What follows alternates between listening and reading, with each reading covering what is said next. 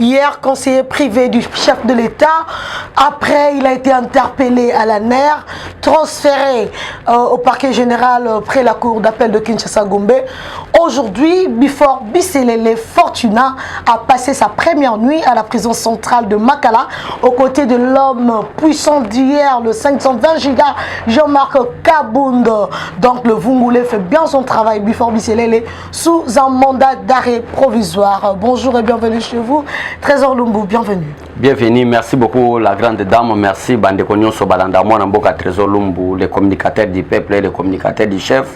Oya kako yebisabino makambo eza solo solo. Zomona batuloko la babiselele wana pendant le développement et émission na koyebiso que dossier na eza très dangereux. À un moment donné, moi je me pose la question de savoir na sala que émission moko na yoka base TV na traité biselele rwandais ba famille na ye ya Kasai ba benginga maser.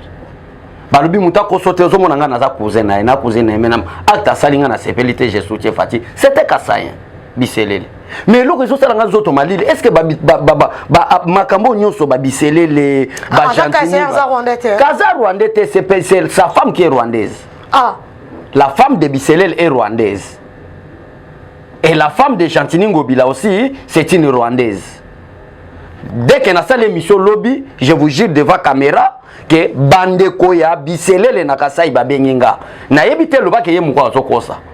Ba yebisinga ndengo benga kieke azali rwandais azar rwandais c'est notre frère du Kasai abandi ko relatenga histoire ya Biselele na ndenge abotama na pourquoi akoti action akoboma président Félix Tshisekedi batu oyo madame Marilou omonaki na basombaki 50 hectares na aéroport Anjili na ba oba fandaki na Interpol pona ko boma chef de l'état mutu azalaki ko parrainer ba action nyonso ezalaki before oba komi mais comment ba lobby que ba retrouver qui passeport rwandais na ndako na yo eza promesse oyo Paul Kagame a payé na ba multinationale du fait que peuple kassayen ndenge bango ba lobby na pesa qui est passeport du fait que ça peuple kassayen passeport ba pesa ki wana parce que balinga ba commission ga tuti nani moto na bango to assurer sécurité na yo ba PCP promesse que dès que président Félix Tshisekedi parce que coup délai nango asuke zaki le 31 décembre au Tchigoleka mais s'il peut pas pas prolonger pour le 31 décembre encore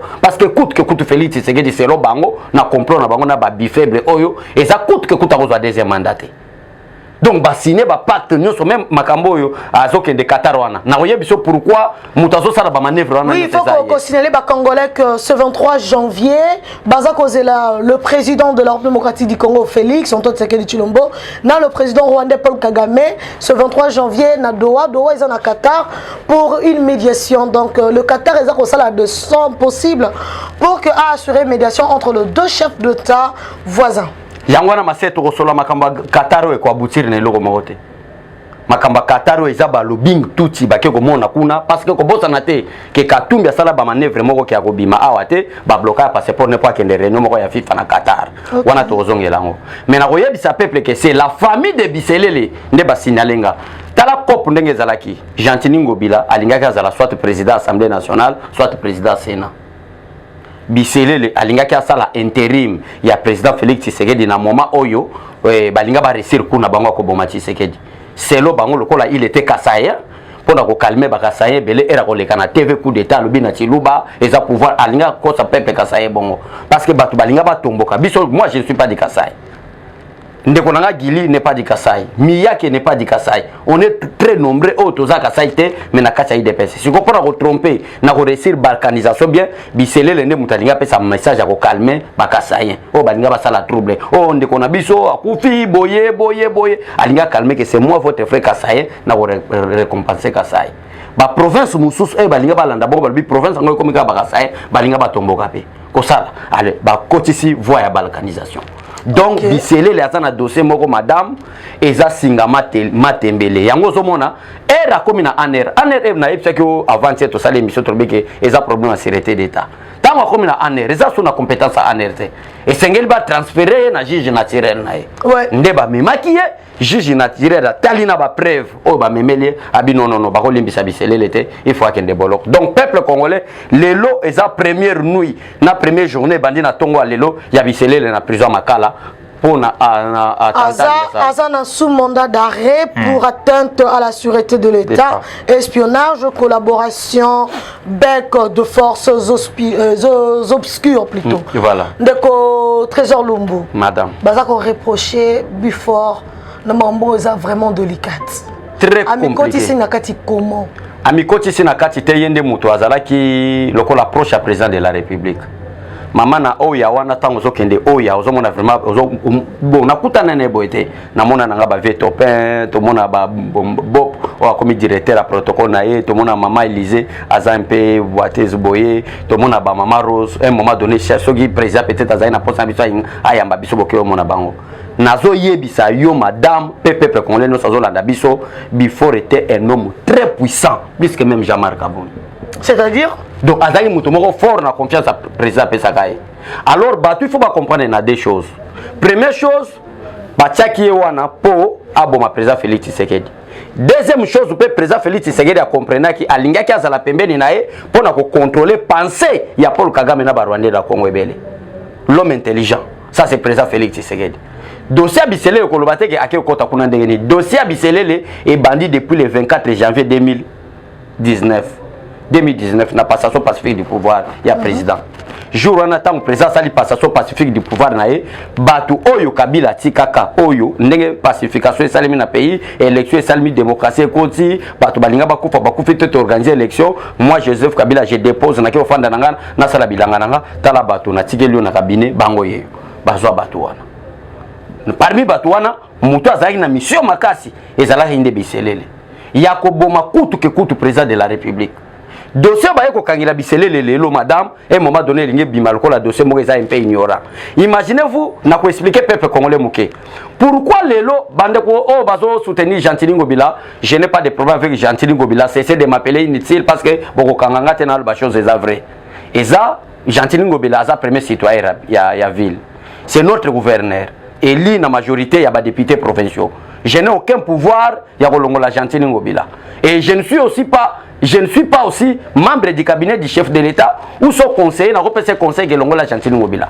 Je parle maintenant en tant que citoyen congolais. Parce qu'aujourd'hui, ce qui fait Tshisekedi Azate, biso pe bavi na biso na bana, na biso bavi et baby. Et baby dans le sens que baroulouka ba bon biso carrément. Alors, ce que nous demandons à Gentili Ngobila, ya kosala musala malamu. Complot ya Biselele o na ba source indiscret otozanango, madame Gentili Ngobila pe au mon interpellation e goyazana kati.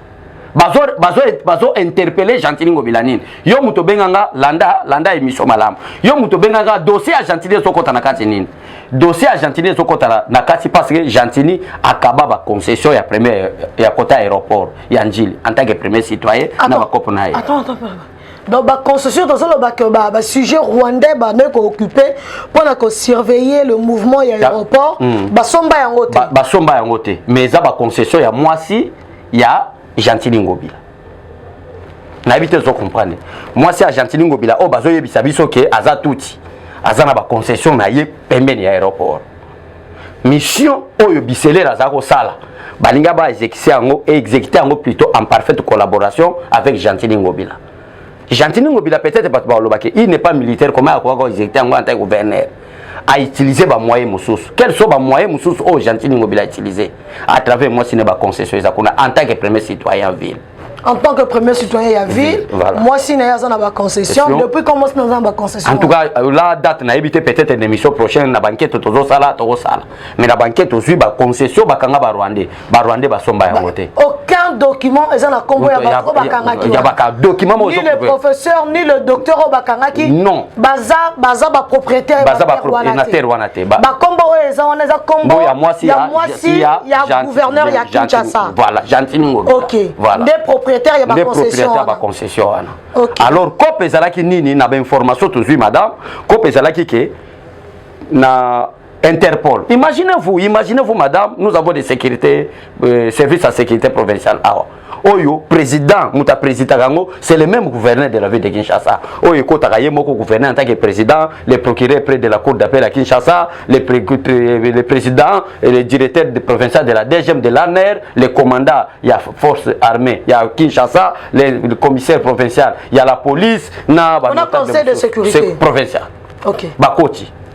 Comment est-ce que bato bake ko découvrir que na Interpol pe na concession ya moi c'est Argentine ngobila na aéroport kuna ezana ba Rwandais ba préparer coup ce ne sont pas des services de sécurité provinciaux ezaba service bon quand ba kota conseil à sécurité provinciale ba traiter makamboni parce que na makambo tali sécurité à ville à Kinshasa n'a rien à voir ni avec le commissaire général, moi encore avec les commandants des forces armées de la République démocratique. On n'a rien à voir. Et ça fait un gouverneur, n'a pas servi. Alors que zone où on a et entouraka l'aéroport, c'est une zone très sécurisée. Il y a le camp Tchachi. Camp Kibomango. Non, camp Tchachi d'abord. Camp Tchachi c'est au niveau de...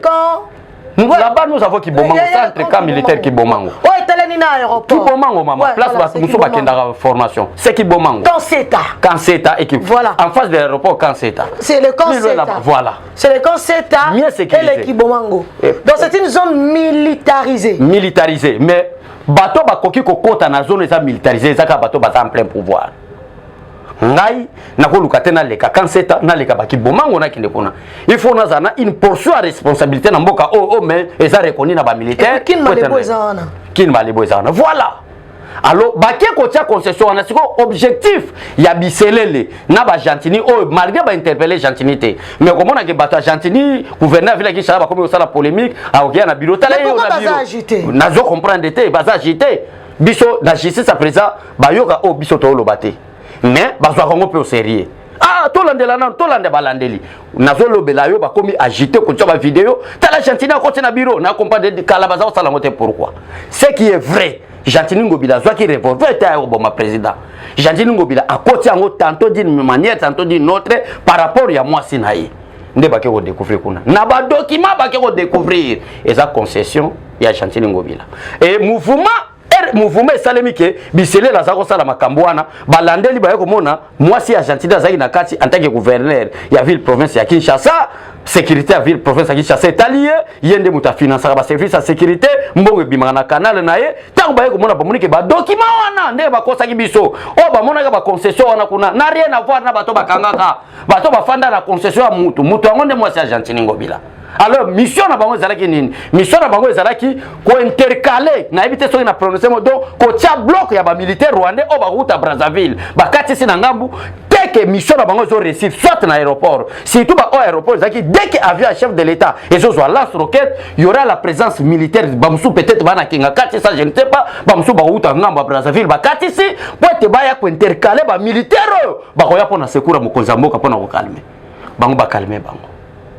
Siko dossier wana est-ce que ça dossier facile est-ce que ça dossier to ko c'est la Gentini to le bakabo mais pourquoi ça agiter parce que ngane na sabo ceux qui ba yipsinga que concession wana za moi sina nga mo na tel na za locataire talo pa ona ko mo na sombate na kolela te na sala ta vidéo te na kozala kutu presser justice ça ben sanga aya ko luka ba preuve pourquoi vous allez agiter c'est que ba yebi quelque chose ya ngona place na ko yebi que dossier ya biselele bino bato bozala ko momesano justice congolaise to bayango Félix Azosa la justice c'était Félix Tshisekedi est venu pour la séparation du pouvoir. La justice doit être indépendante mais en tant que garant de la nation place à Moni Mabe à utiliser pouvoir naé en tant que garant de la nation. Ndé yango moni même ba Dieu donné Kaluba balongwaki parce que c'est le même système Kabila tiki et jusqu'à présent on comprend ba congolais té nazo comprendre pe bande konanga ka ça été j'ai donné Kalouba, frère Kassaye. Il croit qu'aujourd'hui, si Tshisekedi n'est pas là, Bagotika et Kamel Kassaye, Bakobengé toujours traître. Bisselé, c'était Kassaye. François Bé aussi, c'est Kassaye. Mais Makambo, encore ça, François Béaté, j'avais déjà demandé pardon. Mais moi, je me pose la question, croyez-vous vraiment que, à ta sali complot, soit Bafo Kassaye, ou soit Bavre Kassaye, néanmoins, on connaît que vous êtes des Kassaye. Croyez-vous vraiment qu'aujourd'hui, si Félix Tshisekedi n'est pas là, Bogozala, na vie moko meilleur que le président Félix Tshisekedi face à Barwandais ni l'aura désiré Kabila pesa Barwandais te promesse ni na pesa Barwandais te accord ni l'aura désiré sala Barwandais te mais lelo baboma na Barwandais et croyez-vous qu'aujourd'hui si Félix Tshisekedi n'est pas là ata ba pesa moi pouvoir mo boy parce que assurance au before azaki nango c'est lui qui fera l'intérim du président pour calmer Barasaye ata ba poste croyez vraiment que ba kotika na liberté non soutenons le président Félix Tshisekedi botika ba complot bozo sala toto ngamboka Tongamboka. Oza kutu conseiller privé chef de l'état bambongo nyoso zwango. Yoza gouverneur ville Kinshasa ba taxe nyoso awa ba contrôler ko pété. Qu'est-ce que vous cherchez encore pour te Tongamboka na biso? Il y a un communiqué de presse et outil dans cabinet cellule de la communication, il y a vice-président honoraire Azarias Rouberois. Pour éclairer lanterne sur l'article qui a été publié par Azarias Rouberois. Par africaintelligence.fr. Citant maître Azarias Rouberois Maniwa, contient des infox et des considérations fausses basées sur des rumeurs et sur des allégations non prouvées comme d'habitude. Le vice-président honoraire démontre formellement ce que raconte l'article à son sujet, tout comme les propos du journaliste co-auteur du dit article invité du journal Afrique de T25 Monde en date du 17 janvier 2023. Il rejette toutes les allégations au sujet d'une participation supposée à quelque niveau que ce soit au prétendu financement d'une quelconque milice. Par ailleurs, il considère comme diffamatoire la portée de l'article de ces sites internet et se réserve le droit à la fois d'exiger le droit des réponses dans la même plateforme et s'il est chef de ses pouvoirs en justice pour laver le front et la perception négative qui déroule de déductions faites par l'opinion publique de cet article préjudiciable et qui touche à son honneur et à sa réputation. Réputation va rebelle, quelle réputation Azarias Rouberois c'est un sujet rwandais. Réputation ni azolugana fait ba congolais. Avant-il d'ailleurs alingaki akima. Place oyo bazwa ki Azarias Rouberois qui azo financer bango. Azarias azana deux sujets. Na réseau ya ba multinational wana pona balkaniser mboka pe na réseau ya ko financer groupe moko rebelle za na SRP démocratique du Congo. Donc alinga ça la RCD bis. Par quel moyen Azarias Rouberois comme vice-président mboka? Par une agression, parce que lui c'est un sujet rwandais. Azarias Rouberois n'a jamais été notre frère congolais. De quelle province? C'est le Kivu Nord Kivu. C'est un représentant des étudiants rwandais. Azarias Rouberois, je cite bien le nom, Azarias Rouberois. Ce n'est pas un Congolais, son père c'est qui? Sa mère c'est qui? Comment Moutou Azaki, représentant un étudiant rwandais, a se retrouvé rebelle, patron à RCD Goma, et lobby a commis vice-président et la République démocratique? Posons la question à celui qui était le président de la République à l'époque, Joseph Kabila. C'est son frère. C'était une manière de balkaniser la République démocratique du Congo, madame. Yango somona armée, ordre en armée quotidien. Commandement est solo en armée, pourquoi? Parce que bateau bazala qui va médiocre. Les gens qui n'ont même pas reçu une formation militaire, na RCD, bangwana de basa ba généraux lelo, na FARDC.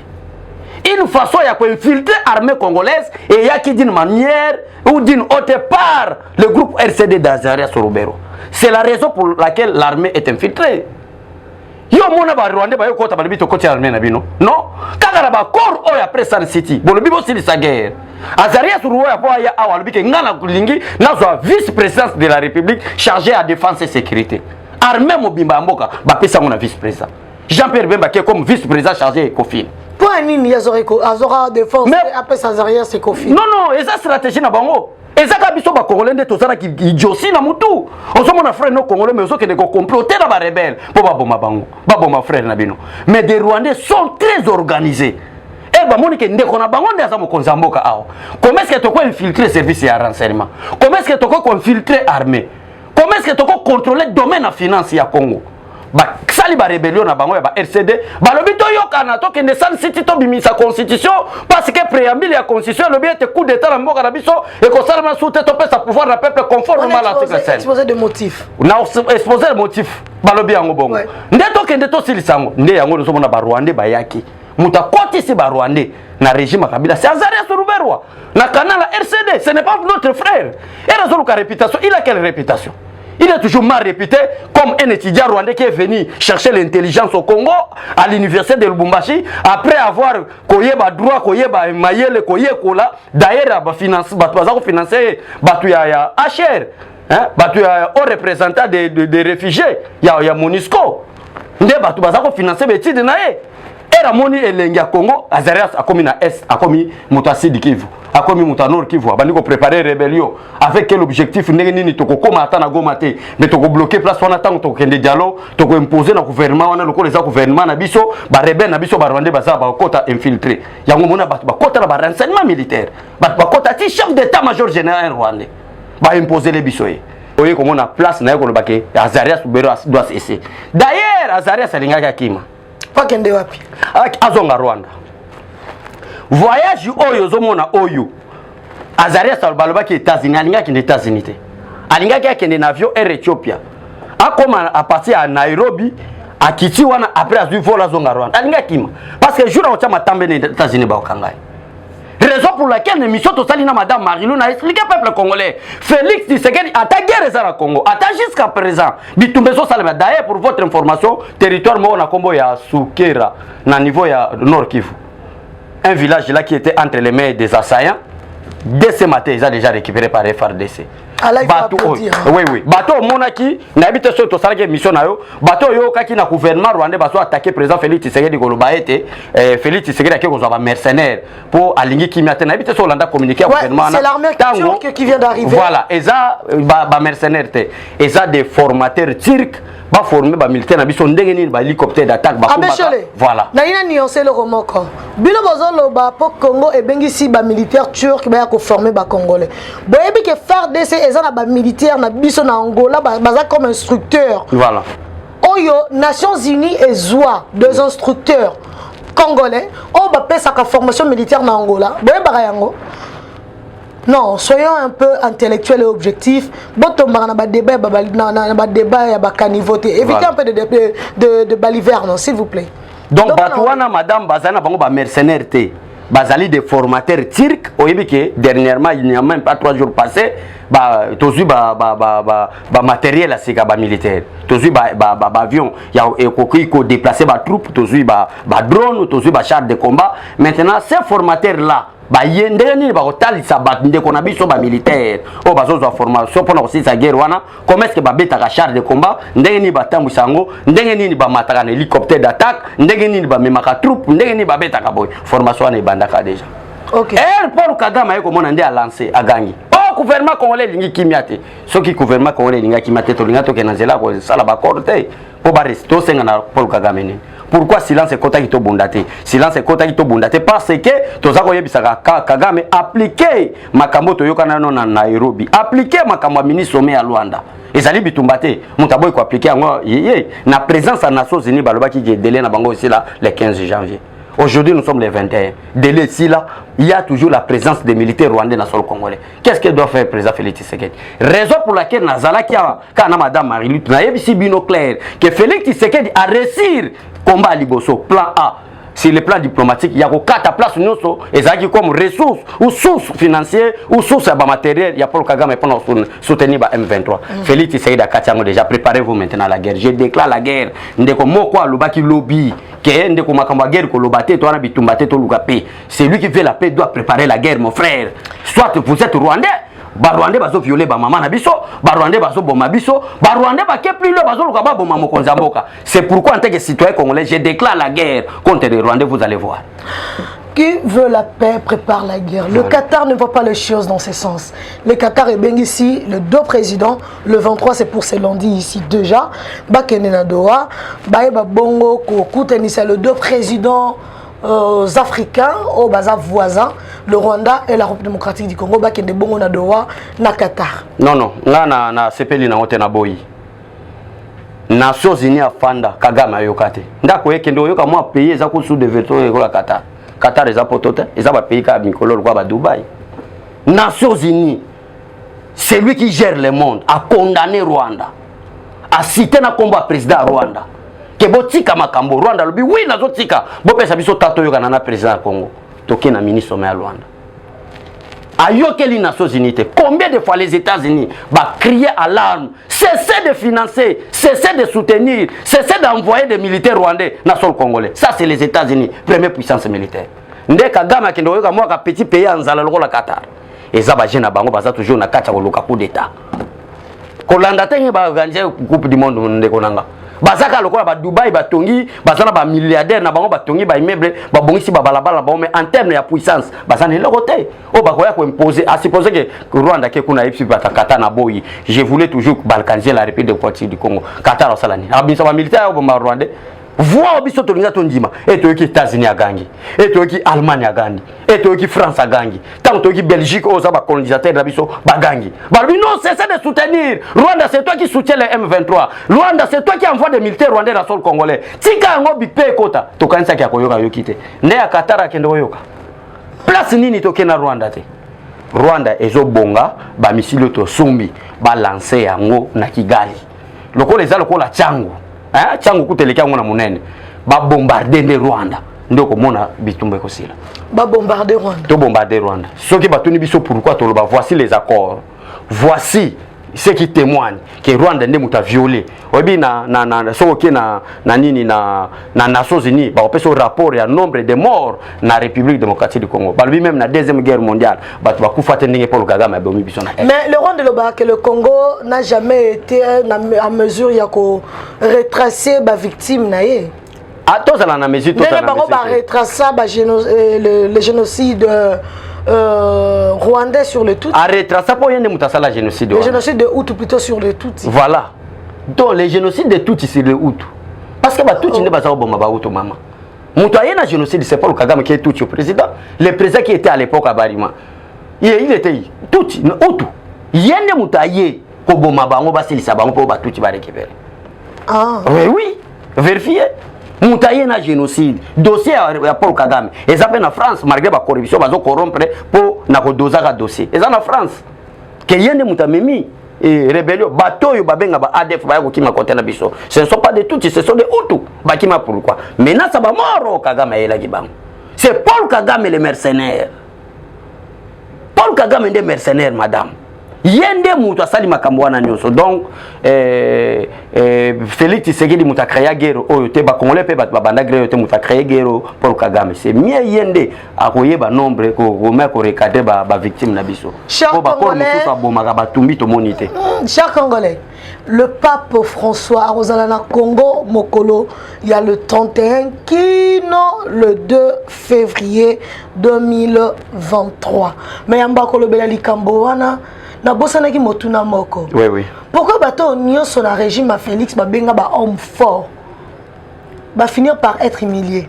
Parce que force ba pesaka bango ba kanisa ki ba réussir ko dominer Tshisekedi. Donc ça homme fort premier Tshisekedi a kanisi force ba lokola toza par exemple before. Il pensait comme si before mais aujourd'hui il devient bifaible. Parce que force ba penga ki parce que pour voir le président ataba nyonso ba kangi soki before akutani na au mona président. Before so albi comme on a président lelo na 12h au mon président. Ata président ça fatigué au mon président. Occasion ba pesa ki wana. Aboulé que a commis maître Tshisekedi. Jean-Marc Aboundou dossier na okota parce que c'est déjà dépassé. C'est la démocratie, les problèmes ba kangela ki ba pencil ta bimisa qui contre le président c'est akenda qui plus loin. Mais pour la taille ça bango que Tshisekedi c'est quelqu'un qui est bon. Sa justice à l'indépendance, Vital Kamerhe. Vital Kamerhe c'était vrai détourné, expert na moyibi. Okay. Programme à 100 jours. Ah maman makamwana lingalobate, caméra lukanga bomanga. Natika ya alukanga bomanga ndeko moko babe azawa komo nanga shole. Tuna bandeko René bazawa bayaka ndeko moko kaka wana mikolo wana vraiment tozobima non, tozobima vraiment tozomata. Ndeko moko lo bakenga na sala intérim ma président shole. Bakomi ko benge pe shole na Palma de Bois Gilles ba benga kota monga fula ba bomba bata la photo boy c'était pas moi ça moninga tuna ces informations ba akufa na place na yo akufa na place ngate ba bete à mort ba yo photo parce que bazata mana photo nanga je parle bien les gens des caméras bazata mana photo nanga ba série na beta ba missile non conventionnel baki ko tomber na shole o ya zando kengate ah ba nene ka ko luka imiter a imitenga ba bule ke shole ngo azafinga yeyo baki zo mwana ba memiye na kota maziba moko Félix asala kota monga fula babenga ngo soki nini tokenda tour moko kala na monga fula na kati kuna bakebetela mwana batu kuna tinga ishole boluka te batali photo nanga na mutuka batali bamoni kezanga te ba libéral mais c'est un détourné to banga te o amuyibi to ba muyibi parce que mutakanga caméra les de justice ngaite voilà. Gombe Nord déclaré une zone à juridiction papale. Non déclaré. Et ça déclaré. Ah, déclaré, hein? Oui, oui. Une zone à juridiction papale. Oui, oui, oui. Papa. Oui, oui. Moi, déclaré qu'il y a état d'urgence. État d'urgence, faites attention, on fait la politique, madame. Pape n'est pas n'importe qui. Donc Pape, on a même un président américain, une grande puissance comme les États-Unis d'Amérique. Président n'a pas prêté serment au monde qui Ogumba mana Pape. Ça c'est la politique. Ça ce n'est pas la religion. Donc la politique en réalité va dans l'église catholique. Na obo ya tena kondima yango. Donc le président du monde du Bafou Kamara est pas Moutoumoko. Donc après Nzambe c'est lui. Ah na mokili oyo. Après Nzambe. Après Nzambe za. Pape. Après Pape les États-Unis. Oui, monde selon les c'est grave cette histoire. Après les États-Unis na ba kolito balandaka ba France, bango baza ba kolito États-Unis. Yango zo mona même président américain a bimi les deux faut que na papa. Oboya papa ndenge ni ya. Toza na monde. Bango baza partout. Tango bango babandi ko zo mokili bazo kabongo église catholique. Mais bato bazo aperçoit baza ko zo yango na sens mabe hein. Bazo na sens mabe. C'est mal perçu. Non, bato nga moi je ne suis pas un chrétien catholique, mais ton dit mango que pape on peut dire c'est le numéro 1 du monde.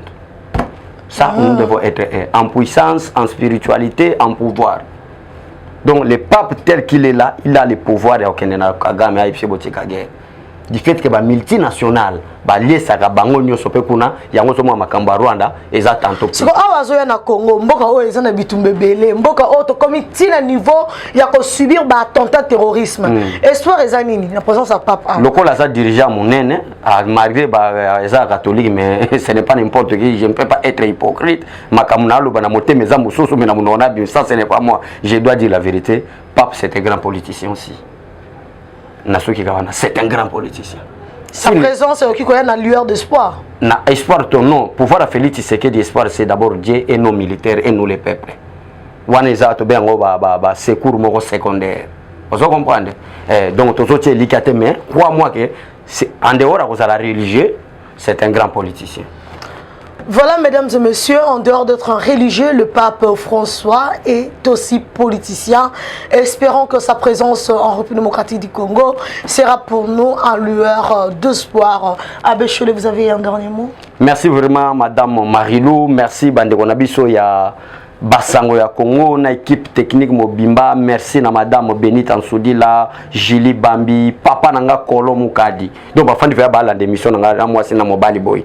Na tongo babi nga bala babi keno luka so jeune dame wana soka bala te bala eka mbala moko wana papa ngai te to bala na biso te wana papa Kolo na répondre papa Kolo Mukadi donc ba apprécier mission. Merci beaucoup le couple Mukadi, c'est gentil. Voilà donc voilà donc pour na yebisa peuple congolais que tozala bomoko Rwanda ko ko sote po bomande ko nayo papa bisele lo gafé bande ko nyonso baza tout autour du président Bogafé parce que boza ba congolais bosu lukande ko na bino congolais akufa po te boti ko diriger mboka croyez-vous que ba Rwanda batika bino calme ne intention baza na ngwa ko balkaniser mboka botika basie swana tozala tous unis derrière le président de la République pour sauver la nation congolaise qui est aux menaces de tous et des multinationales. Ainsi sera le dernier mot de l'abbé Cholet, le trésor Lumbu de la République démocratique du Congo. Bébira Marilou Bokola vous prie donc de rester branché sur votre chaîne d'actualité et de décryptage de réalités sociopolitiques et économiques de votre Congo, notre Congo à tous. Suivons l'actualité en enchaînement. Merci. Dans sa nouvelle édition, Eshima Magazine revient sur le bilan et le parcours de Georgine Selemani Toulia, l'ex-directrice générale intérimaire et actuelle directrice générale adjointe du Fonds national d'entretien routier FONER en cible. À la une, Georgine Selemani, ce visage qui a changé le FONER. Le magazine rapporte que les 2 ans passés à la tête du FONER comme directrice générale intérimaire ont été révélateurs de la touche de gestion de Madame Georgine Selemani. Ces 2 années ont marqué cet établissement public d'une empreinte indélébile. Après avoir mis en place sa stratégie de travail, son comité a réalisé plus de 113 millions de dollars mobilisés en 2020. Un montant réalisé uniquement par FONER sans ressources exceptionnelles. Ces chiffres ont augmenté à près de 200 millions de dollars en 2022, soit un taux d'accroissement de 48%. Sous son leadership, plusieurs travaux d'entretien routier ont été financés, notamment dans le Grand Équateur, au Kasaï et dans le Nord Kivu. Elle a réussi à financer le programme d'entretien routier PR 2021 de l'OVDA avec un taux d'accroissement de plus de 280% comparativement à 2020. Grâce à son concours, le logiciel douanier Sidonia World de la DGDA a été installé pour le suivi en temps réel des perceptions de la redevance FONER.